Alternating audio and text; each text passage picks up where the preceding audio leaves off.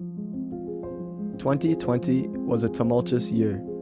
The question we must all ask going forward is simple. What values, ethics, and behaviors from the old world are we going to preserve? And what new perspectives are we going to embrace as we build our future civilizations? This is the New World Podcast with FrmThePrk and Akil Samji. Welcome to the New World Podcast. Today is our first episode in our series, Gen Z Spotlight.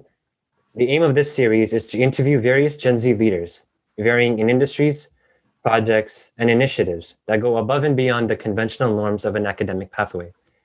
My name is FrmThePrk. And I'm Akil Samji. Our first guest today focuses on an area with untapped potential, the intersection between an apparel line and social entrepreneurship. The goal of this interview is to break down and deconstruct the thought process and the journey of our guest from the end of his high school experience to the beginning of his entrepreneurial venture. We will focus on a few key questions. Number one, what does the future of work look like within e-commerce? Number two, why the unconventional post-secondary endeavors might be the key in succeeding and finding purpose within general society. And finally, number three, why NGOs might become the next up-and-coming industry for Gen Z and for some of you potential listeners. And with that, we would like to introduce and welcome to the show, Mr. Jarar Khan. How's it going, everyone? My name is Jarar, and I am the executive director at FrmThePrk. I'm currently in my second year of college at Seneca. I'm in the business management program, and I'm enjoying it so far, and I'm very excited to see what you guys have for me. Perfect. And with that, we'll get started with our first couple of questions. So we wanted to talk about your high school experience. So what do you think within what you learned in high school, like the relevance of that and your future now with your civil society of FrmThePrk? Well, high school was honestly a great time for me. Some days I was just like, when I'm on my phone or something, just sitting, I just like reminisce about the good times I had in high school. It's just a very beautiful time for, I think, everyone. I'm pretty sure you guys can relate to it as well. And as far as like the education process and the book stuff at school goes, I had some troubles with it because when I came into high school, my initial plan was to get into engineering. Okay. And I wanted to be, it was my dad's, my dad talked to me about it. He was like, you should be an architect. My dad's an architect and he always wanted me to do that. But me and physics and math just didn't get along too well. So that was like, I tried my best to do it, but it was something that didn't interest me. So I just wanted to pursue something that, would make me feel like myself. So I got into a little bit of business. I seen my brother do business. He did accounting and he just graduated from Ryerson this last year, actually. And just seeing him, I was interested in entrepreneurship and something along those lines. So throughout high school, I'd say for at least from like grade 9 to grade 11, I was very confused on what I wanted to do with my life after high school. And I thought it was pretty normal, to be honest. Like I didn't really put pressure on myself to figure it out until I was like basically in the second semester of grade 11, which is very close to your final year, grade 12. That's where, that's, I'd say, the most important year of your high school, like life or whatever. So it's very overwhelming for students, stepping into high school, just like, there's a lot of things just thrown at you and you really don't know how to approach it. But as far as like books go, I'm honestly not the type of person that read books and takes away things from. I'm the very visual learner. Like I like to see real world problems and I like to tackle them and, see where that leads to me, where that takes me. And, to be honest, I feel like there's a lot of things that could be done to enhance the whole high school experience. And it's just not to its full potential where it could be and where it could be more beneficial to the upcoming generation. Yeah, like on a personal note for our audience, Jarar, me, and Akil went to the same high school for people's reference. And we worked on various projects, considering the fact that me and Akil and Jarar worked on student council together. We worked on various initiatives. And so that's where essentially me and Jarar had our overlap, is the fact that even though we hung out in probably different social circles, I think you and Akil go back to grade 8 from we do. your middle school. Yeah. And then, and then we had our kind of intersection all in high school. Of course, me and Akil have known each other for a while. And in essentially, it's just it was a unique experience in high school, considering the fact that you generally associate with particular circles. I know it's shown in the movies, like you have certain people sitting at certain tables at lunch or whatever. Yeah, that's exactly how it is. Exactly. And then over time, you kind of have to work together on various projects. Always a fun and humbling experience to know and that. that's like the best part. Honestly, like that was what I enjoyed most about high school. Not even like classes and all of that, lunchtime, just working together with other people, like on school projects. I feel like that's where I personally had the most fun with like the spirit rallies and all that stuff. For sure. So definitely, I feel like that's where you get to know people more rather than just sitting in a class with them and just, talking about, oh, what's the answer to this? What's the answer to that? And, Yeah, I know myself too. In grade 12 second semester, I got senioritis. And for those of you who don't know what that is, our vice principal coined that term as in where you get really lazy because you already applied for university and you just don't want to do any more work. Trust me, a lot of people I know had that. A lot of people. That was a whole new thing that, just came out of nowhere. Just like, what is that? Yeah, exactly. Oh, this going on? Yeah, I know a lot of people that had that. That's crazy. Yeah, shout outs to Mr. Sharp if you're watching. Yeah, definitely. Mr. Sharp, definitely. No, but yeah, I feel like high school though, it can be so much more than what it is right now. And even like with this whole COVID thing going on, like people are like, especially kids, like, yo, I can just like not imagine me not being able to enjoy my senior year in high school. And there's kids right now that are not able to get the full experience of high school, and it's their last year of school, and they have to sit at home on a computer and listen to someone talk for I don't know how many hours, which is, I feel like it's kind of unfair, but again, at the same time, it could be done better, in my opinion. That's what I personally think. Yeah, in terms of the greater context of what you just said with regards to the spirit rallies and how you enjoyed that in particular, because that's essentially where you believe that it was your area to shine in your area of expertise. Considering that there were various projects that both of us particularly worked on with regards to the spirit rallies, in regards to social events, and with regards to actually putting yourself out there as an extroverted person. Like, obviously, we've heard these talking points from people where it's like, well, I mean, there's different personalities. There's like the introverts, the people who generally like to keep to themselves because it's not even the fact that maybe they might be more interested in the academics or the book sides of things, but rather they just like to be with themselves and to themselves, and which is perfectly fine, obviously, because that's how people are built. But there is a unique advantage in being someone who's extroverted, even if in the social, as you said, in the social settings, the reason why you enjoyed it has potentially been the same reason that has allowed you to kind of take the risk. And we want to lead into that, is essentially maybe that was probably where I think your, if I'm not mistaken, where your sort of intuition came about, that maybe you are willing to take the risk to go ahead and post something on Instagram to start this initiative, to start a social media campaign, which for most people seems to be very daring. Like, even for us, considering the fact that we had like an entire brainstorming process right now, and we're just at the beginning stages of our brand, and like most unique creators of our generation and just creation in general, it's more of a risk nowadays. Even though the barrier to entry is very low, it's just that I think, do you think it's more of an extroverted versus introverted kind of scenario, or do you think it's more like you got to a point where it's like you took what you got from high school in terms of your social experience, dealing with people, hyping up the crowds, dancing, whatever, and then taking that and kind of applying it to the point where it's like you want to be out there, you want to be sort of a mixture between an entrepreneur and influencer, kind of bridging the two worlds together and becoming an ambassador, the face of your brand. Do you think that's where it comes from? Do you think that's where it's rooted?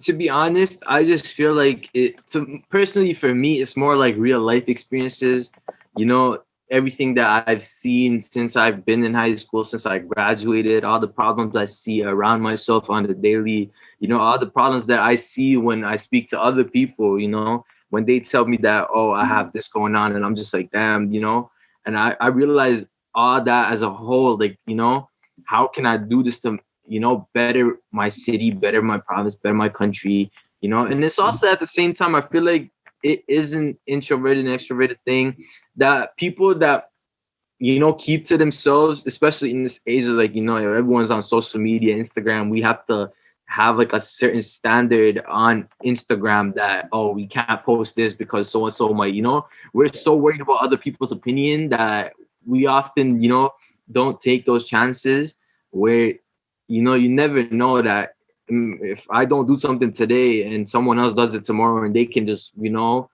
be the next Elon Musk, just because that could have been me, but I just did not want to take that chance. You know, that's how I see it. And that's often because, you know, we see social media and we're just so overwhelmed by it that we may not live up to the potential that people want us to, or may not be as good as other people. And I think that's very, you know, unfair that people have to go through that, because personally, I don't like to, you know, compare myself to other people. And I think that's how everyone should be, that they shouldn't be comparing themselves to others, because that's them, and, you know, you're a whole different person. You don't have to be like someone else. You just have to be a better version of yourself. And that's where a lot of people don't take those risks, and you know, don't want to take those chances to build something for their city or whatever community, whatever it may be, you know. And that's definitely, I feel like, aside from, you know, what we learned in high school, that high school is like the building point. You know, that's where you can definitely shape yourself up as a person, because you get to meet different people, you get to speak to whoever you want. It's a very free world. But again, nowadays I feel like it's just that, oh, I can't go hang out with the cool kids because I'm not cool enough. Like, there's nothing that, I don't think that's a real thing. There's no, you know, these social barriers that we have, you know, put in place for each other. I don't think that should be there.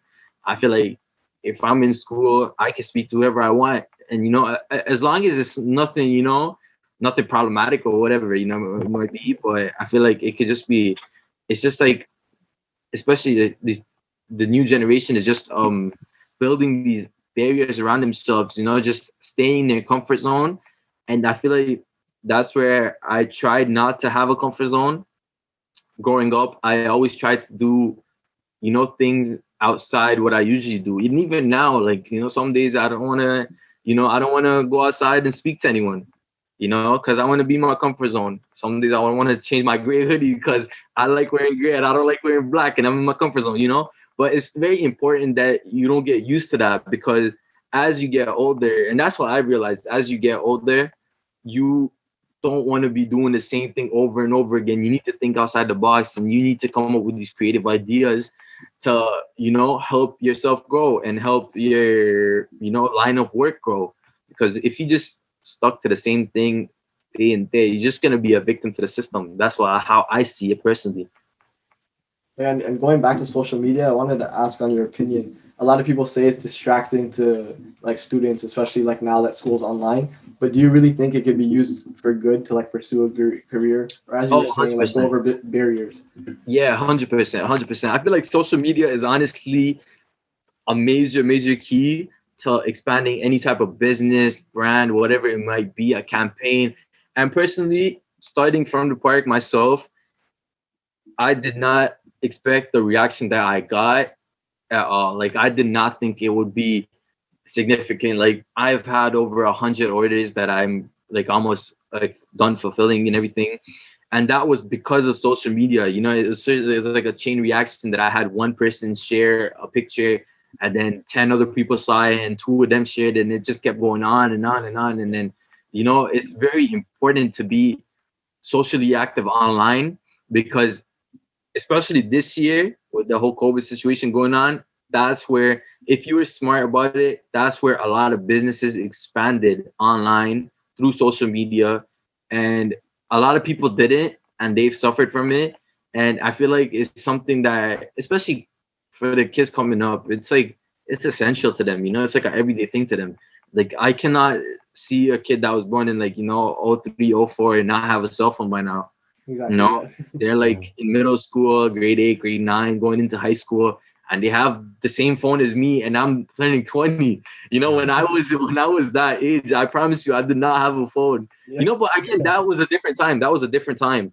And especially now, it's very different. That kids, you know, it's essential to them. We're social creatures. You know, we need to be talking to other people, and honestly, you have no idea who you might run into online on Instagram. It could be a potential investor to your business. That's how I see it. You just have to be out there, and there's nothing wrong with it. I think social media is a great thing.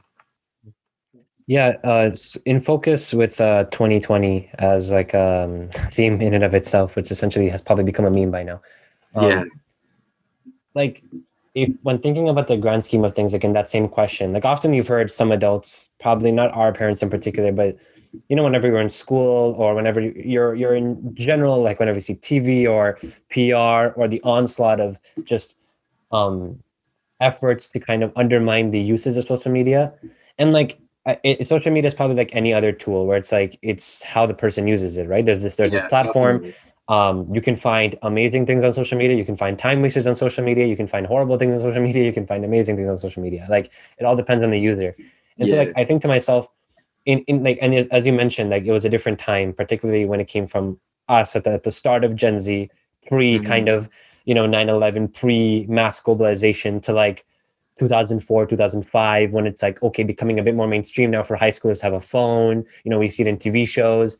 Um, Judging by like the grand scheme of things and focusing just on 2020, I think me and Nikhil often have these conversations with regards to the grand, like in terms of how, from a place of privilege, everyone within our generation is. And what I mean by massive privilege is everyone born past like the 2000 or 1999 mark, which we call Gen Z, in terms of the ability we have now to kind of facilitate everything, every corner you turn, every platform that we use for essentially recreation for like our social circles has now become a profit making business Yeah. opportunity. And Yeah, so the definitely. ability for us to have this like amazing opportunity right in our hands, and as you mentioned that during 2020, though completely as a black swan event, many people lost out. We're seeing every day how these unemployment numbers are going up in regular businesses, but people within our own generation lost out to are losing out to depression, or are feeling anxious and alone, and some of them maybe are feeling tired in the sense that they didn't want to do anything because there's kind of this feel of I wouldn't want to say laziness, but kind of drowsiness, tiredness of the crisis and seeing all this negativity.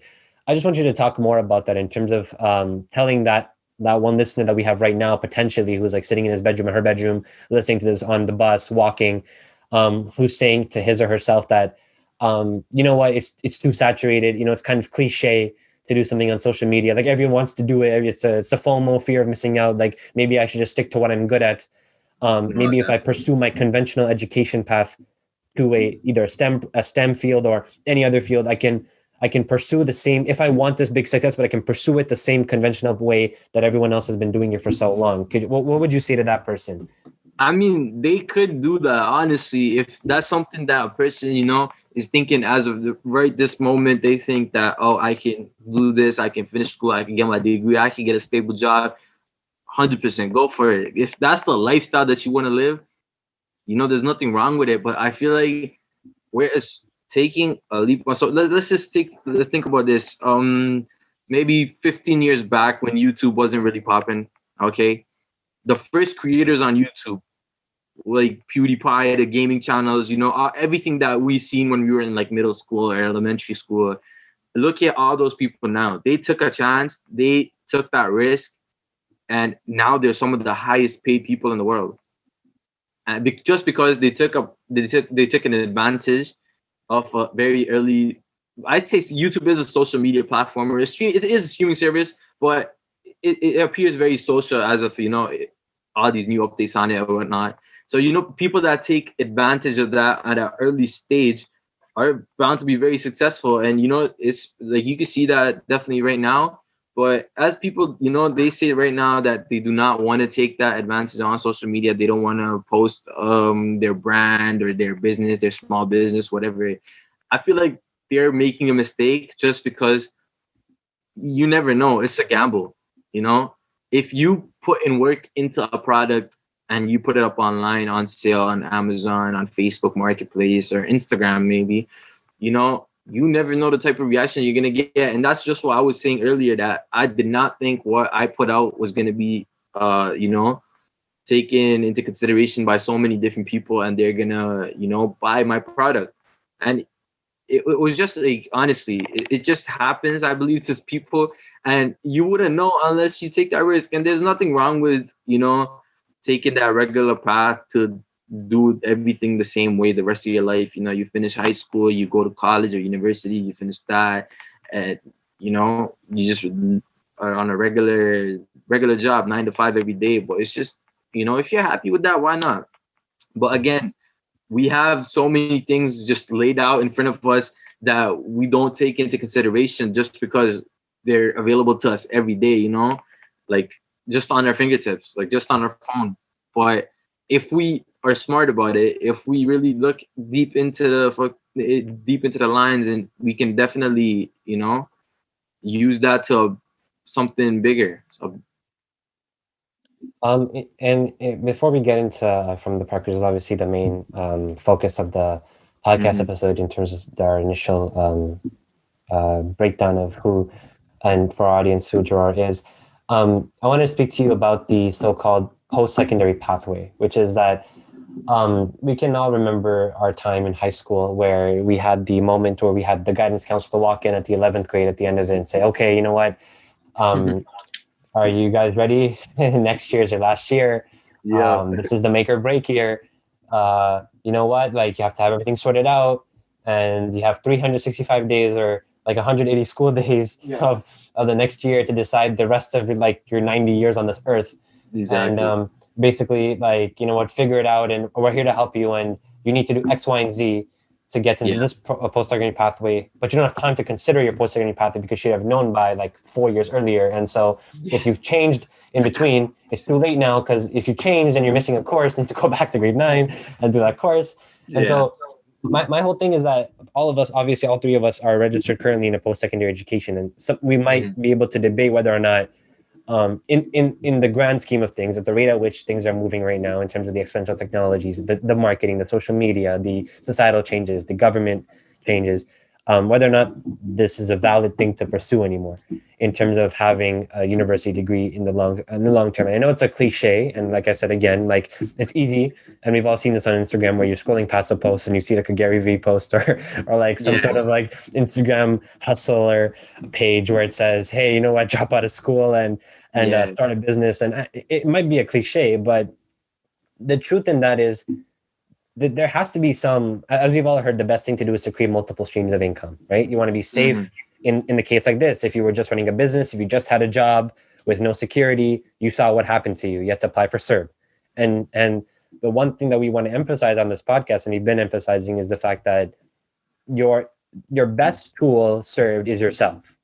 I think if you have the ability, and it should be your responsibility, and the beauty of having the freedom to do whatever you want is the ability for you to take a bit of responsibility, self-responsibility, and establishing the fact that multiple streams of income or places by which you have access to markets is your responsibility, i.e. social media marketing or a page or like a brand, for example. That should be on you. The onus should be on you. So I guess the question is, with regards to the post-secondary situation, do you see it changing rapidly? And what I mean by that is, we're here in 2020, as you mentioned, high schoolers are on Zoom.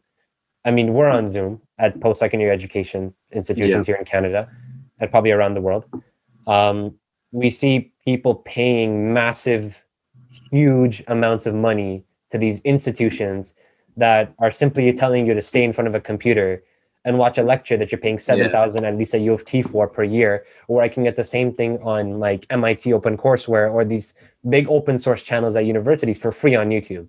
I might not have the assignments that are graded complimentary to the lectures, but I can access that for free, and I can binge watch lectures that I'm actually interested in, and I can move around, and I can actually discover and explore, and have the freedom and the time to explore the whole basis of the learning process. Do you see that changing with the post-secondary pathway, in the sense that, do you think you're going to see more and more people, particularly within our generation, arrive at this caliber where they're like, okay, I'm going to pursue the post-secondary pathway. However, I'm going to make sure that I'm going to have multiple streams of income. Also, one of them being a passion that I have. I've always talked about this issue like in school, and I'm going to carry this out. And it's going to be something that I want to do in my free time. So instead of having a bit of more free time, I'm going to sacrifice a bit, pursue this, and see it through. Do you think you see that changing? Do you see that becoming a bit more mainstream, in the sense that people are going to start talking about the the necessity to create multiple streams of income? And then more so, do you think it's going to become a bit more mainstream for people to create these organizations, potentially even changing the future of work itself? Definitely. I think especially right now is the perfect time that people are going to get into starting their online business or whatnot. And essentially that's because, again, like you said, I can go on YouTube and search up a video lecture of whatever course that I want, and I can watch that. And that's basically what I'm paying to do. And that's why a lot of people that I know a few people that actually took the semester off, took the last 2 semesters off just because they don't want to pay for online learning because it doesn't make sense to them. And that's basically because these profs are telling you online that, okay, this is what you're going to do, this, that, your assignment is there. There's a video on YouTube, you watch it and you answer the question. Like, is that what I'm paying money to do? When that YouTube video is free, for anyone in the world, and they could just tune into it and watch that and answer the question. And then again, I feel like this is going to be very mainstream within the upcoming, I'd say maybe 5 to 10 years. A lot of people are going to do that just because I think this is the first time in our, our generation that we've had to go through such a high unemployment rate, and people lost so many jobs, so many businesses shut down. So I think people really know that, okay, this is very real, that we can't just depend on our 9 to 5. Like, we need to have something on the side that can bring us some cash, extra cash to, do whatever. Because it's very important, especially nowadays, that you cannot never just depend on one thing, that you need to have multiple sources of income. And whereas the path to post-secondary goes, I personally think that I know people that have been out of high school, they've never even seen a college or university classroom, and they're making 100K plus a year just out of high school, doing whatever they do. And I think people are definitely going to start considering that. And a lot of kids coming out of high school, going into trades and all that stuff. They're even in trades, like, that's another thing.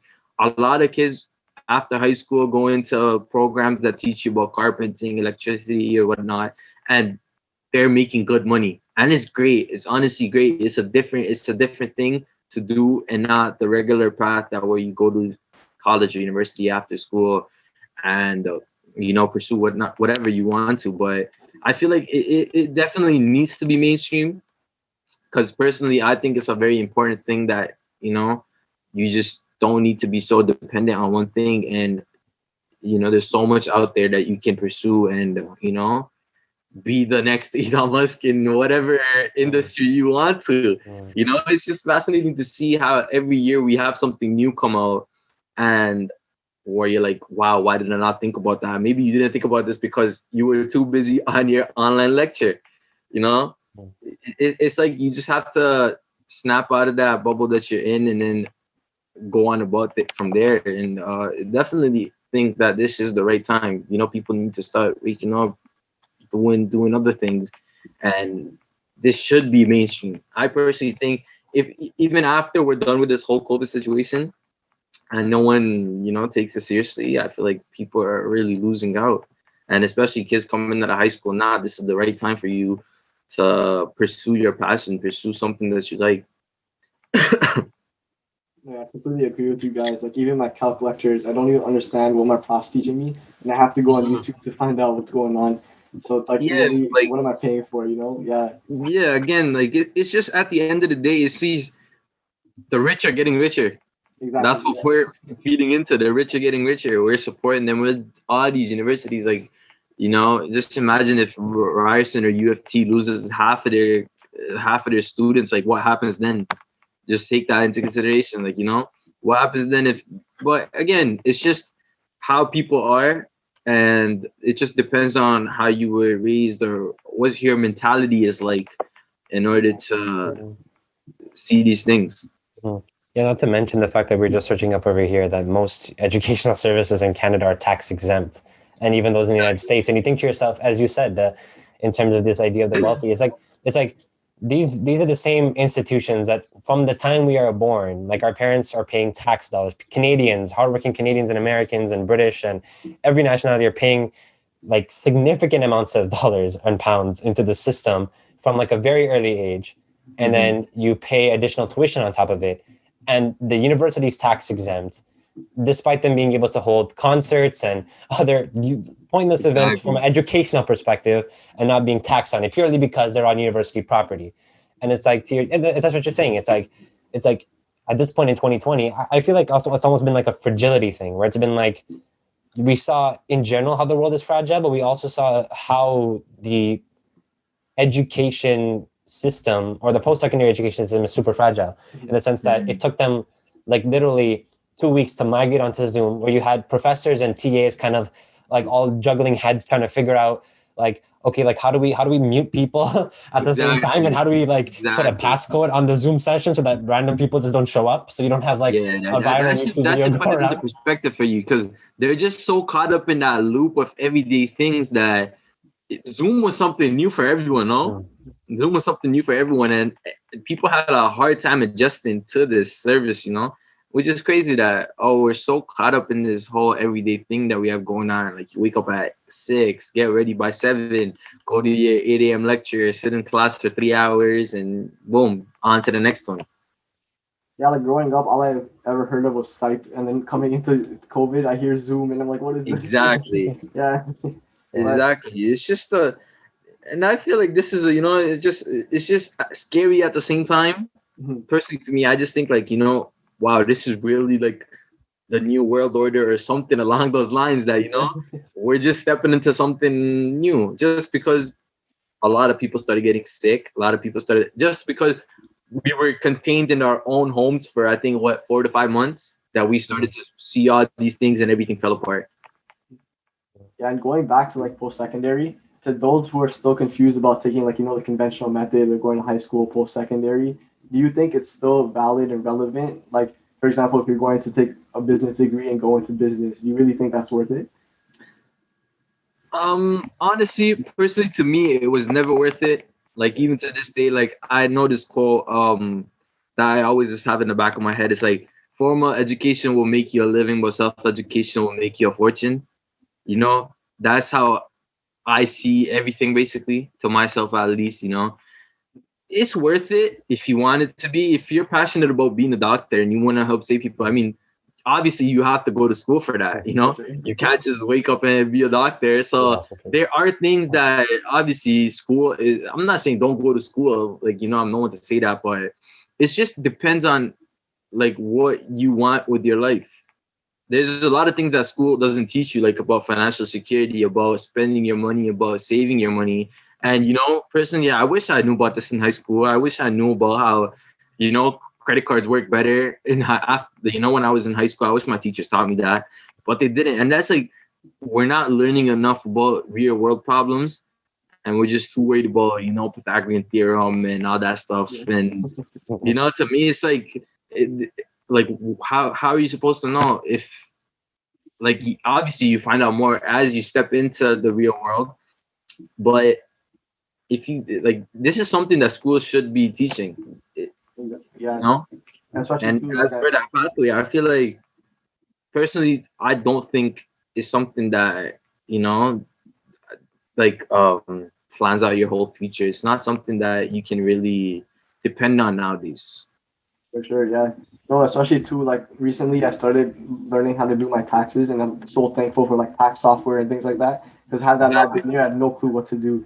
And like I really wish that schools taught more about finances and things like that you need to take care of as you grow up, right? Because it's not things we're going to avoid. It's not simply that we're in grade 12 and now, we're not going to do that, so we don't need to teach it. Yeah, and even like basic government like policy making, in the sense that like, it was very easy for, I think you could probably attest to this, like we all probably know people who took CERB.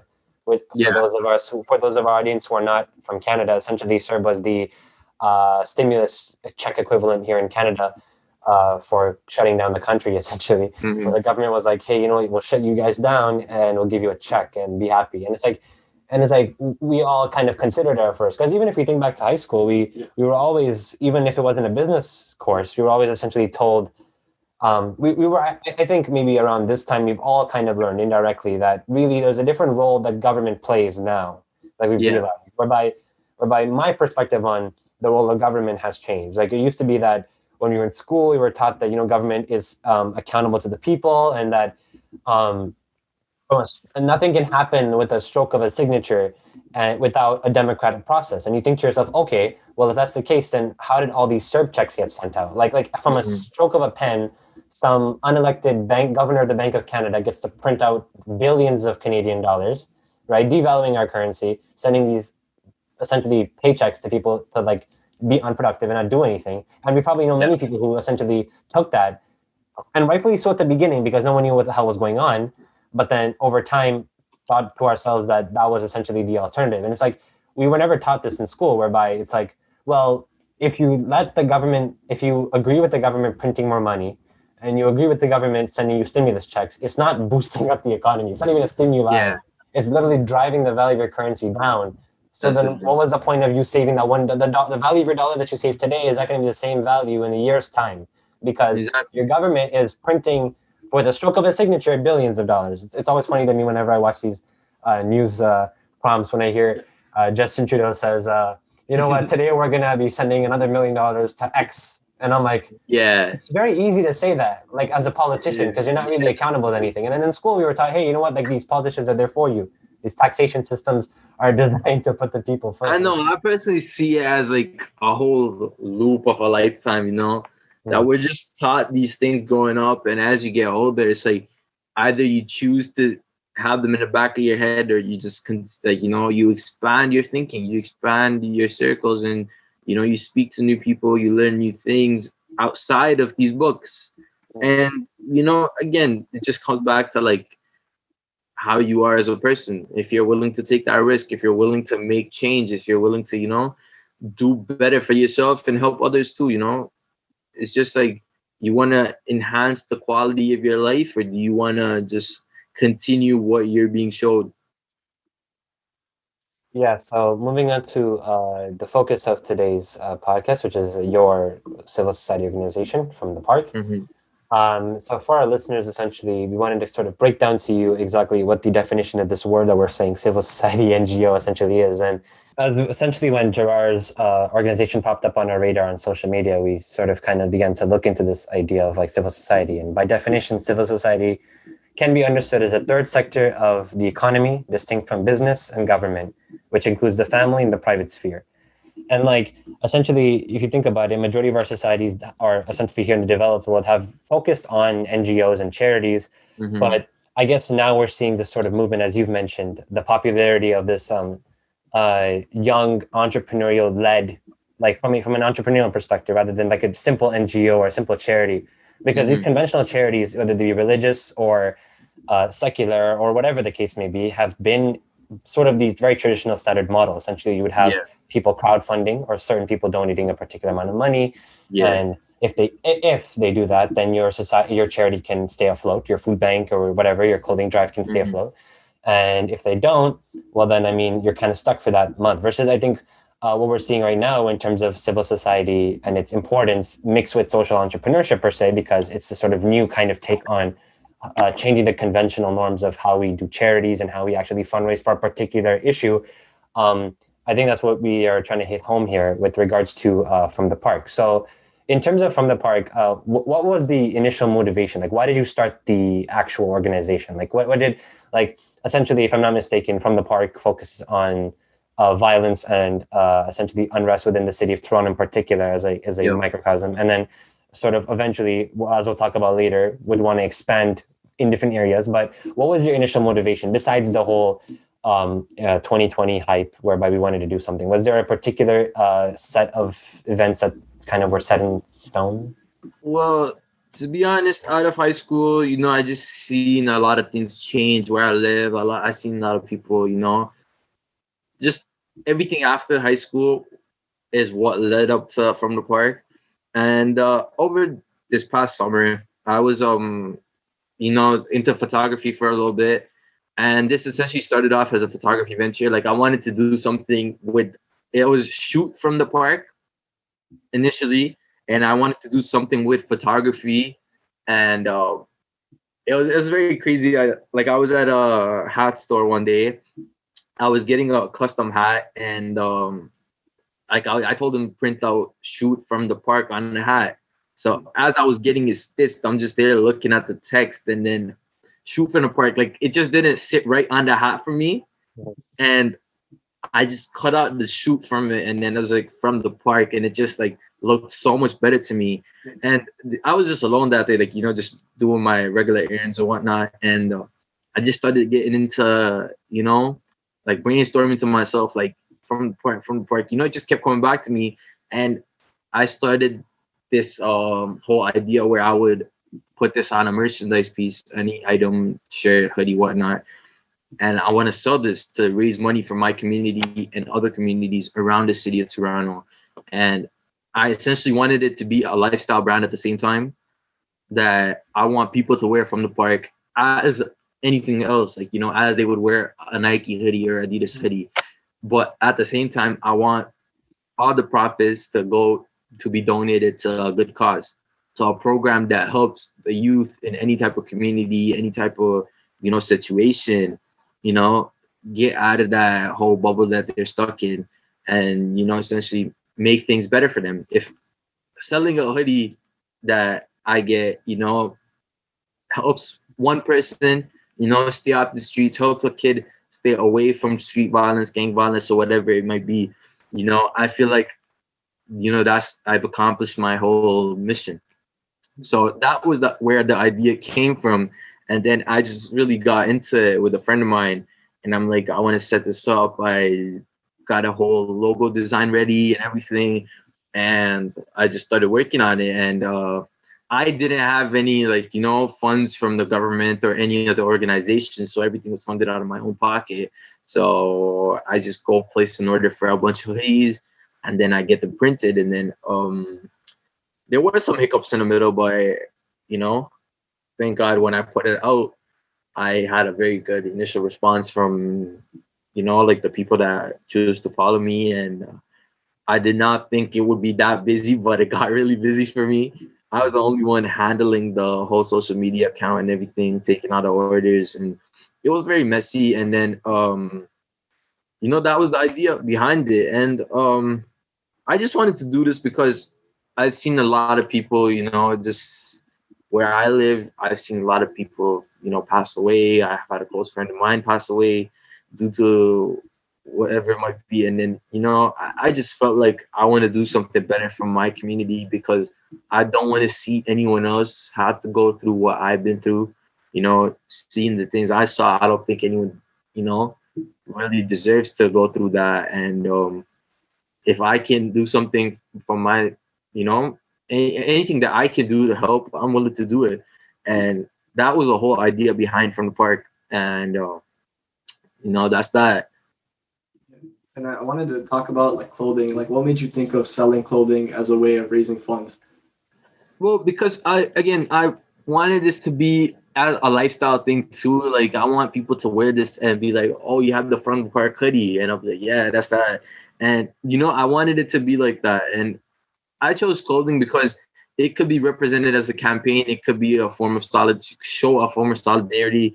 It just like From the Park. And From the Park just doesn't just represent Thorncliffe Park or Flemington Park. I chose the word park just because I wanted this to be like how I see the word park. The park is a place where everyone can come together. Everyone can come together for an event. You see people hosting these little small festival carnivals. They usually host it in a park. So I just thought about the park as a way, as a place where people can come together. That's why I said From the Park. And, this is why, I just chose clothing because personally I'm into clothing, I like to keep up it, whatever. So I did this because, I wanted everyone to have that symbol on their chest. And, that's why I chose hoodies, and I want to get into more things. So with regards to From the Park and its origin, I know you've mentioned that in perspective, when it came to your following, when it came to your experience, you talked about experience in college and how maybe that's not necessarily translating directly to a successful business, because technically you're saying that those two can be independent, right? You can have a business-minded education from a college or university, but that doesn't guarantee that the endeavor that you're going to be doing is successful. You can do that independently, which essentially you've been doing over here. what we essentially wanted to ask you is, do you think that any of your post-secondary, or even going back to high school, essentially your social media following, of course, being one of them, but do you think any of those traits that you probably inherited from high school, and I can probably say that your high school experiences, essentially from, as you've mentioned, the social experiences, the interaction with people, the ability for you to brand and for advertise, as a soft skill, as a learned skill from experience, because you took no classes, and none of us took any classes in how to run an event or project manage. We essentially learned on the fly. Exactly. Do you think that the high school experience had has had a big, profound impact on your ability to run from the park? Well, I'd say only thing from high school or post-secondary that I really picked up was the socializing part and, just speaking to people. And as far as the creativity and the whole process of designing and everything, I don't think I'm taking away anything from my school, to be honest with you. That this is something that I've had to learn like through YouTube, or not even YouTube, through the help of my friends. I've had people helping me design a logo, and whereas the marketing part goes and, putting things online, putting things, communicating with people on Instagram, that's just something that, I've been just doing. And like, I didn't take a class for this. But I feel like only takeaway that I could think about from school and stuff is just like talking. Like I did take a public speaking class in one of my my first semester in college, and I say that was very beneficial. That was one of my favorite classes, and it just we think that we're good with public speaking, but when you have an audience 20, 30 people standing in front of you, it's not very easy. It's a bit nerve-wracking. And that's when I really realized that I'm not as good as I think I am at talking to random people. And even to this day, like I still try to pick up like different techniques that I can use just to go up to a random person and talk about what I do. And that's one thing that I've really found beneficial was the public speaking class, and just like using different techniques to persuade someone to buy your item. And yeah, that's something really important for me. But other than that, like I've just been asking people to help me with what I have going on, and thank you to my friends that do help me with my stuff. But yeah. Yeah, and continuing on with that, you talked about being extroverted and knowing how to speak as like successful traits to start a business. But what else would you say someone needs to be like successful in starting a business, or like a civil society in your case? I'd say that they really need to be good with marketing. Like the way you portray your item and the way you portray your product or service is very important, because first impression is the last impression. So it's important how you show it. And it's something that you could definitely look at other brands and see how they have what they have going on, and building up that hype to your product. There's nothing wrong with looking at any other Nike, Adidas, any other retail stores. I'm just saying like merchandise, but it could be anything, like any service, car wash service, whatever it might be. You can look at other companies that have a good marketing team or whatever, and you could take away things from them. And that's a very, very important thing to me, because especially online, if I'm scrolling through Instagram or Facebook and I see something that doesn't interest me, I'm just gonna go right past it. But if I have something that catches my attention and I click that profile, that's where I'm sold. So that's a very important aspect of anything that's online. So For sure, yeah, it's like looking at the competition, seeing what's missing, and then bridging that gap. exactly, there's nothing. And again, people definitely see like others as competition. Again, like yeah, in businesses, like you obviously have to compete with other brands for the customers, but again, don't try to see it as like something that puts you down. Like use it as motivation. Look at it like, oh, if they're selling 2 for $1, how can I sell something better and cheaper that's cheaper to me? And just think about ways to go past them. Just don't see it as like something that just puts you down or lowers your self-esteem. For sure. Yeah. So just name a few last prompts. So the first one being, in terms of the current business model of From the Park, from either the business perspective and then the civil society charitable organization perspective. So could you walk the average person, walk us through potentially how the journey of the average customer? So the customer goes on your e-commerce site, on your platform, and I'm assuming you're present on many multiple platforms like IG, Facebook Marketplace, probably have your own e-commerce store online.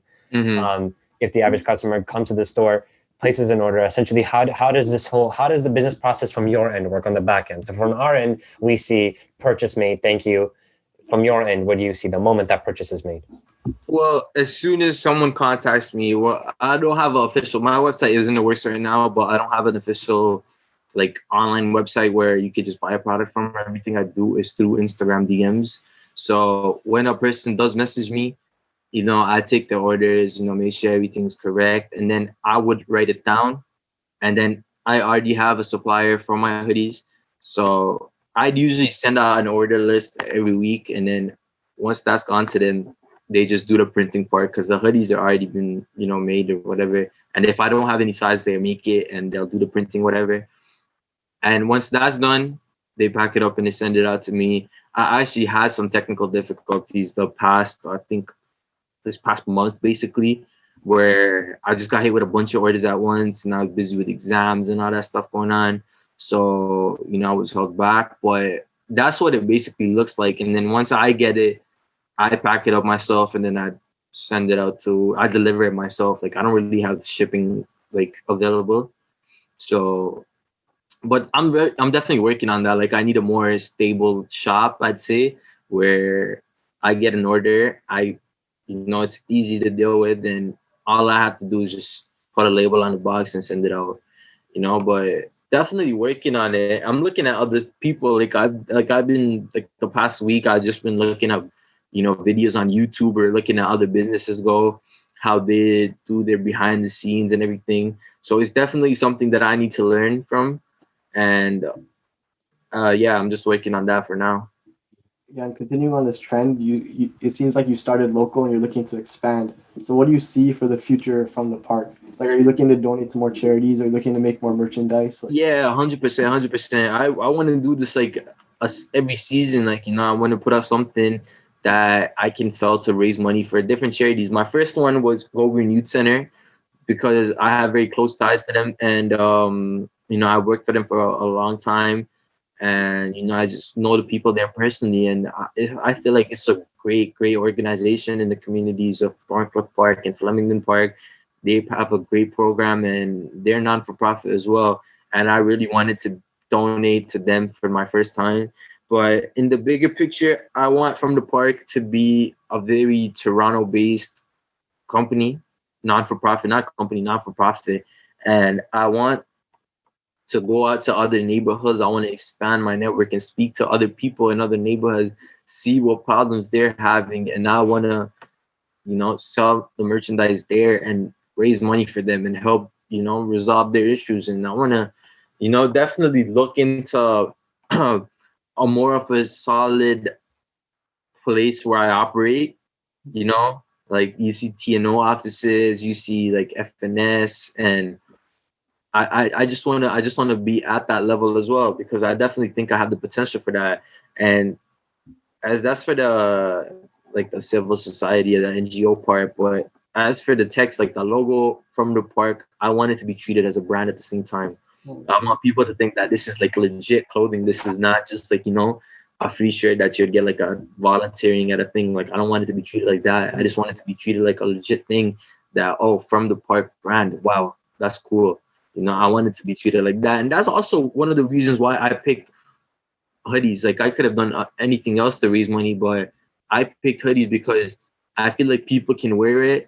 I feel like my designs are good enough that people can, wear this every day or wear my shirt to a party and have people like, wow, From the Park, that's sick, And in the long run, I definitely see myself being recognized Canada-wide, to be honest with you, because doing like this right now, I've had orders from Vancouver.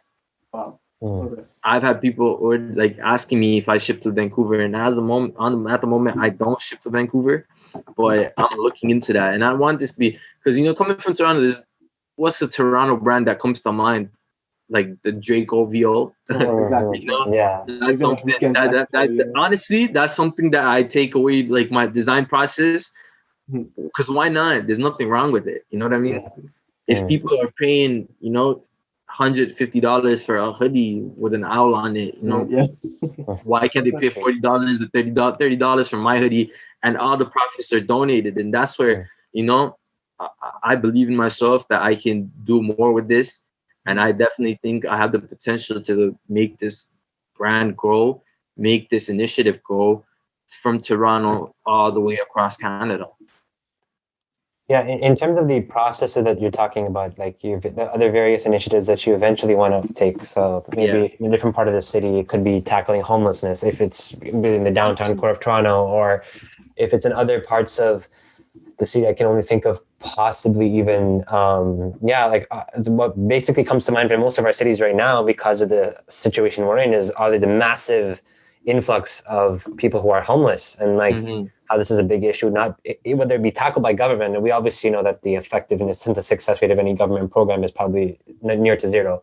And by the time at which people in civil society, the private sector, come in to help out, the situation's already gotten worse, because the idea was never to let us, as in us, I mean civil society, private sector, to come in, innovators to come in to tackle this problem. It was rather just something that the government dealt with, or we collectively said, okay, you know what, this happens.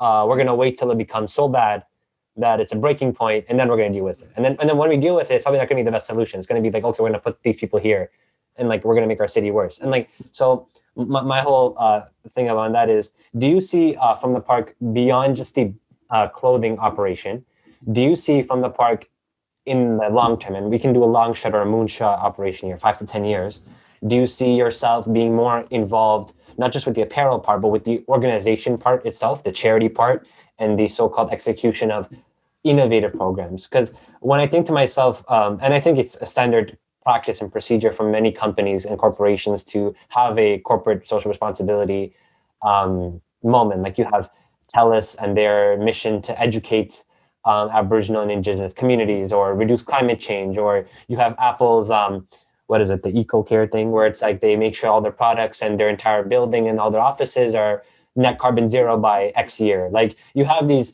sort of standard practices, which essentially are becoming standard practices amongst companies now. But it's unless it's like Apple or a leader in innovation, I don't see the same companies taking that same passion and moving the needle in the civil society space. Do you see yourself being that change? Do you see yourself breaking through in that area, where it's not just the clothing, but it's the operation, the delivery of, first of all, raising awareness of these problems, maybe proposing new models, working in crowdfunding, working with startups and other businesses, reaching out to people, and probably even change the whole dialogue around these problems. Like essentially, my whole goal, my ideal vision for problems like these is ultimately to get like the standard idea that we need massive government spending out of there, because it doesn't work. Like you can print all the money you want, you can send in all the bureaucrats you want, you can send a city officer who's going to take down notes. Doesn't mean it's going to happen. It's going to take 7 years to get to city council anyways.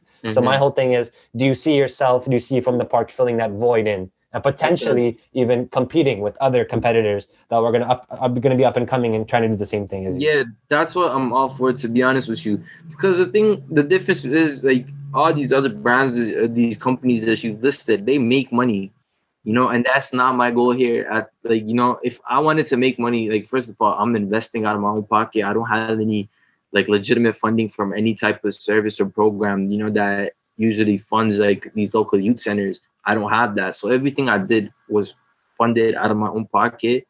And that's where, it shows me that, like, I'm not really out here to make profit. Okay, so that's my goal, is to definitely make things better for other people, tackle the different issues.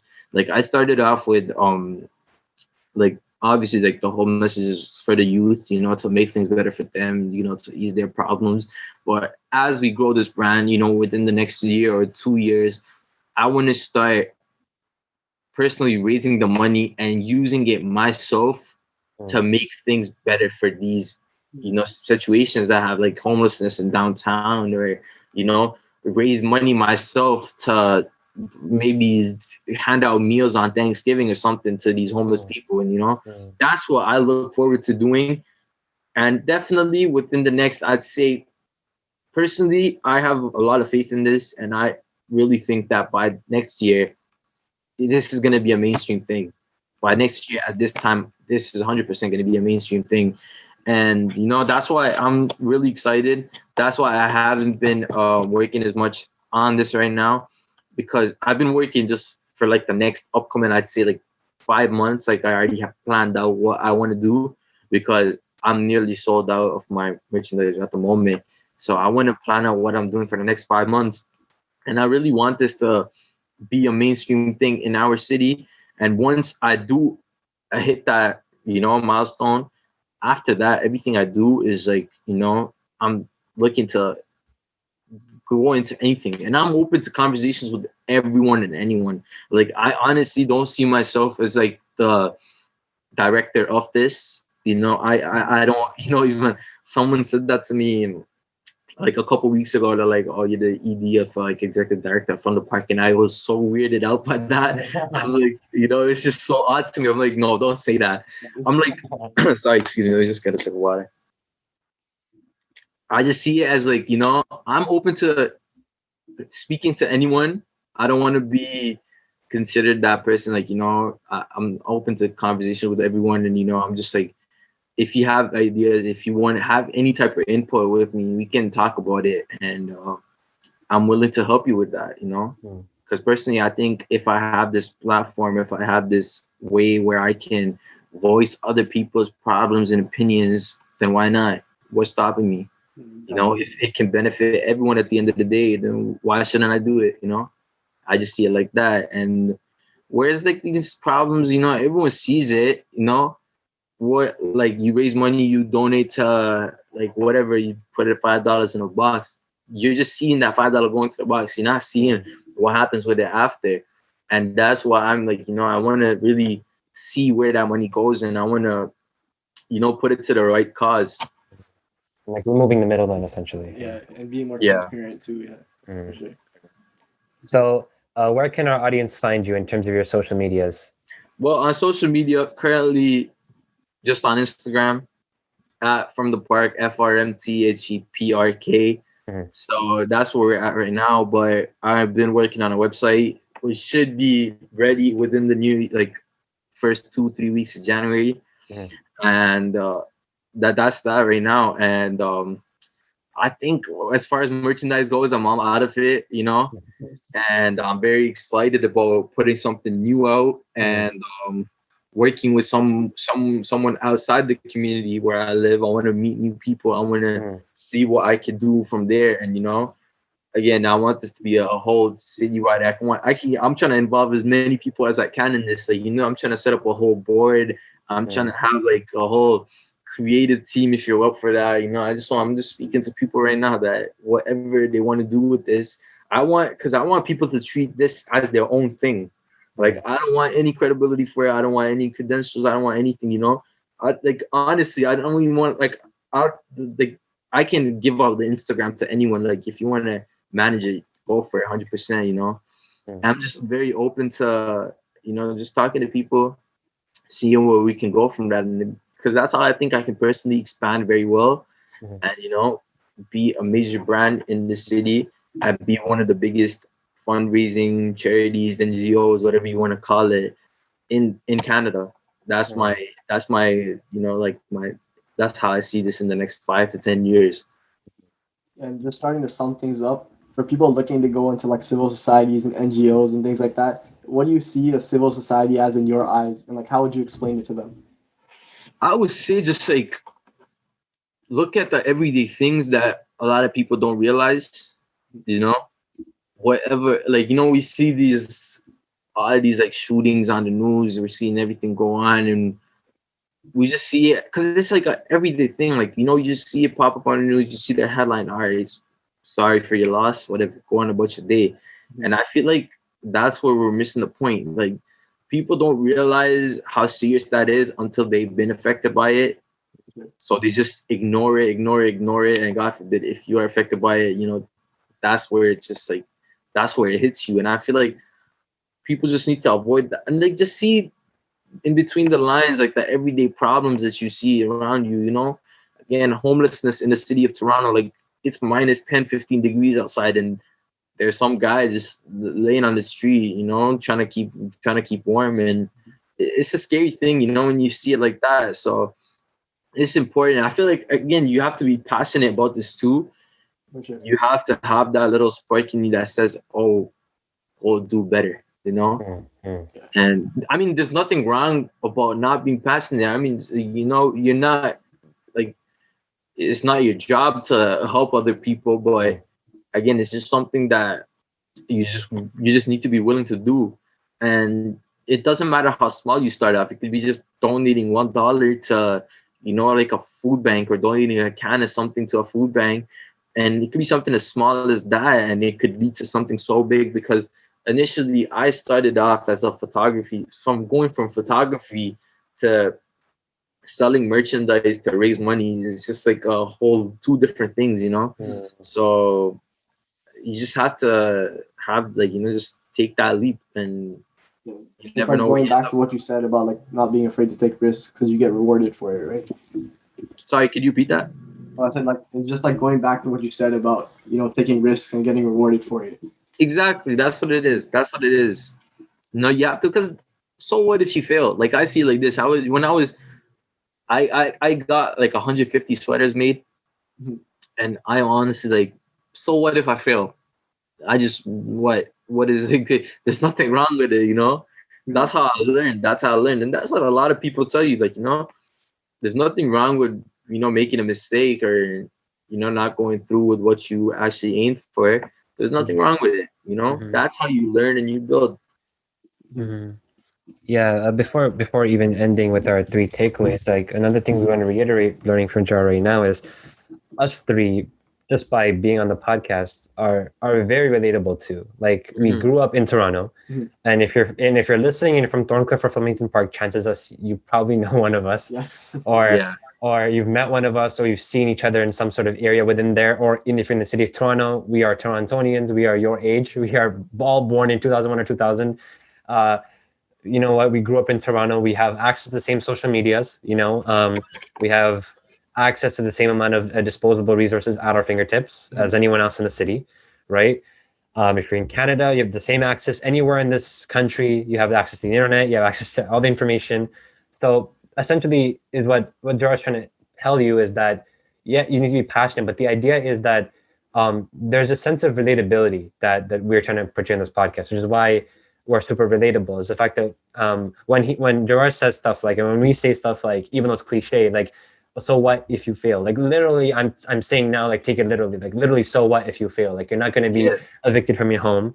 Like most probably, even if you're in first year, second year, like all of us, we're probably still living with our parents, and we're not going to be evicted in terms of rent. Sure, we might be helping out with the rent, but we're not going to be evicted en masse. So not all of us are going to be thrown onto the streets. So if that's your worst case scenario, if your worst case scenario is, oh, I'm going to be embarrassed on social media, you might want to reconsider your worldview. Like you might want to reconsider what you prioritize. Are you prioritizing your own personal brand? Are you prioritizing your own success? Or are you prioritizing the opinions of others and sort of what seems to be conventional wisdom according to everyone else, right? And just because no one's essentially done it before doesn't mean it's not a good thing. It doesn't mean it cannot be done. And it doesn't mean that it's something that's just out of the ordinary. Like everything was out of the ordinary at one point. It's just someone had to take the first step. And today, you know, Elon Musk thanks the Apollo program and JFK for landing Neil Armstrong on the moon.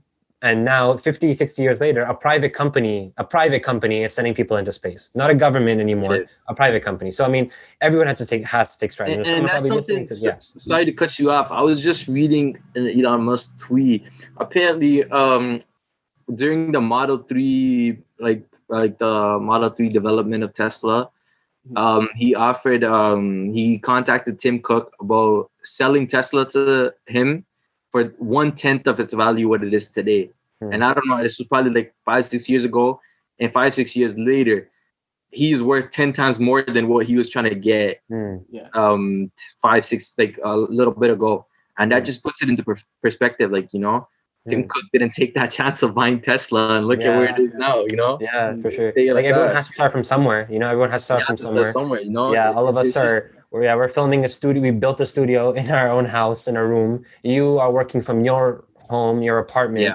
And like I said, the beauty about the future of work in this new world that we're living in ultimately is that so much stuff has become democratized, right? Like we have all of access to social media. It used to be you registered for a business license, you needed a place to be, and you needed a location, you needed to get if you're running a restaurant, you needed to get like a health inspection, like all these sort of bureaucratic red tapes were in the way. Now it's basically everything has become democratized. All you need is an internet connection and a phone, which essentially everyone in Canada, as of the middle class, should have, basically. Right? And you probably, and everyone listening to this probably does have it. It's the fact that the time that you're using on it, right? And are you using it for a valid reason? Sure, there's time for fun, there's time for recreation, there's time to just turn off your brain and just scroll through Instagram, like laughing at cat videos. But like, there's times when you have to take things a bit more seriously and more objectively. And so to finish off, Jarar, we want to ask you the recurring question on this segment show, which is, what are your 3 takeaways for Gen Z? And what are my takeaways? Essentially, this is what I want people to remember you by, in terms of whether it was today your last day, or whether or not this is you're meeting one person who is of great importance to your organization, and in order to leave a lasting impression on them and to inspire them and to motivate them, and the audience members, some kid in Toronto or some kid in London or wherever they are listening from, what are you going to tell them? What are 3 takeaways that they should take from you that you would give to them to make sure that they do something that you weren't able to do in the first place? I would say this is a hard question. Yeah, take your time. We're not in a rush. I'll just say no, but I would say, personally, for me, if I was to tell you something, I'd be like, be financially secure at a young age. Okay, that's one of the very important things nowadays, financial security, because you never know what you're going to be hit with. And don't be scared to go into different fields of work, going to branch off into a different type of venture, whatever it might be. You may be an engineering student and you want to go into art. There's nothing wrong with that. There's nothing wrong with trying out new things. And lastly, I would say just try to get out your comfort zone. Try to get out your comfort zone, because it's very important that you try new things and you meet new people, because honestly, you'll never know who you're going to run into, and that might be your chance to do whatever it is that you've been trying to do. And because life works in mysterious ways. So always try to get out your comfort zone. If you wake up 9 to 5 every day, do this, do that, try doing something new. Wake up tomorrow and try doing something new. If you don't usually go to the gym, go to the gym. If you don't usually make your own breakfast, try making your own breakfast, Personally, like I've been trying to do that a lot recently, like, just getting out my comfort zone, because I remember like a year ago, I don't know why, I just do not like the color black. And it's just like, I don't know why. It's just like, I don't own any black outfits, any black clothing, anything black. I just don't like it. Even the phone that I get, I'd never get a black phone.